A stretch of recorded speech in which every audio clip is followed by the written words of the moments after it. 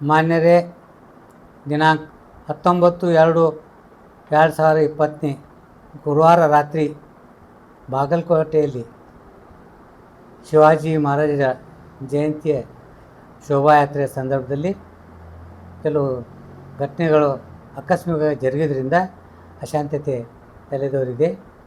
ಈಗ ಬಾಗಲಕೋಟೆ ನಗರದಲ್ಲಿ ಶಾಂತಿ ನೆಲೆಸಿದೆ. ಆದ್ದರಿಂದ ನಾವು ಸಹೋದರರಿಂದ ಬಾಳಬೇಕು.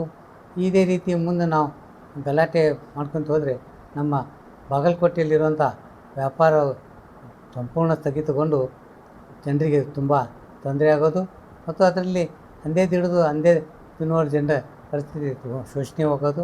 ನಾವು ಈ ಎಲ್ಲ ಅಂಶಗಳನ್ನು ಗಮನದಲ್ಲಿಟ್ಟುಕೊಂಡು ನಾವು ಪ್ರೀತಿ ವಿಶ್ವಾಸದಿಂದ ಬಾಳುವಂಥದ್ದು, ಪ್ರೀತಿ ವಿಶ್ವಾಸದಿಂದ ಬಾಳೋಣ. ಮತ್ತು ನಾನು ನಮ್ಮ ಹಿಂದೂ ಬಾಂಧವರಿಗೆ ಕೇಳ್ಕೊತೀನಿ, ತಾವು ಕೂಡ ಪ್ರೀತಿ ವಿಶ್ವಾಸದಿಂದ ಮತ್ತು ಶಾಂತ ರೀತಿಯಿಂದ ಈ ಹೋಳಿ ಹಬ್ಬವನ್ನು ಆಚರಿಸಬೇಕು. ಯಾವುದೇ ಥರದ ಅಹಿತಕರ ಘಟನೆಗಳಿಗೆ ಆಸ್ಪದ ನಾವು ನೀಡೋದಿಲ್ಲ, ತಾವು ನೀಡಬಾರ್ದು ಅಂತ ತಮ್ಮಲ್ಲಿ ನಾವು ಕೇಳ್ಕೊತೀವಿ. ಮತ್ತು ನಮ್ಮ ಈ ಸಂದರ್ಭದಲ್ಲಿ ನಾವು ನಮ್ಮ ಯುವಕರಿಗೂ ಕಳಕಳಿಯಿಂದ ಕೇಳ್ಕೊತೀವಿ, ಯಾವುದೇ ಥರದ ಅಹಿತಕರ ಜರಗದಂತೆ ನಾವು ನೋಡ್ಕೊಳ್ಳೋಣ. ಮತ್ತು ನಾವು ಶಾಂತಿ ಪ್ರಿಯರು. ನಾವು ಈಗಾಗಲೇ ಸಾಕಷ್ಟು ಸಲ ಶಾಂತತಾ ಸಮಿತಿಯಲ್ಲಿ ಕೂಡ ನಮ್ಮ ಮಾತನ್ನು ಮಾನ್ಯ ಜಿಲ್ಲಾಧಿಕಾರಿಗಳು ಹಾಗೂ ಮಾನ್ಯ ಪೊಲೀಸ್ ಅಧಿಕಾರಿಗಳಿಗೆ ತಿಳಿಸಿದ್ದೇವೆ. ಅದಕ್ಕೇನಪ್ಪ ಅಂತಂದರೆ ಇನ್ನು ಮುಂದೆ ಇಂಥ ಘಟನೆ ಜರುಗಿ ಹಿಂದೂ ಮುಸಲ ಭಾವಕ್ಕೆ ಪ್ರೀತಿ ವಿಶ್ವಾಸದಿಂದ ಬಾಳುವಂಥ ವಾತಾವರಣ ನಿರ್ಮಾಣ ಮಾಡೋಣ. ನಮ್ಮ ಬಾಗಲಕೋಟೆನ ಸಮಸ್ಯೆ ಬೀಡಾಗಿದೆ, ಸಮಸ್ಯೆಯಿಂದನೇ ಕೂಡಿದ್ದು.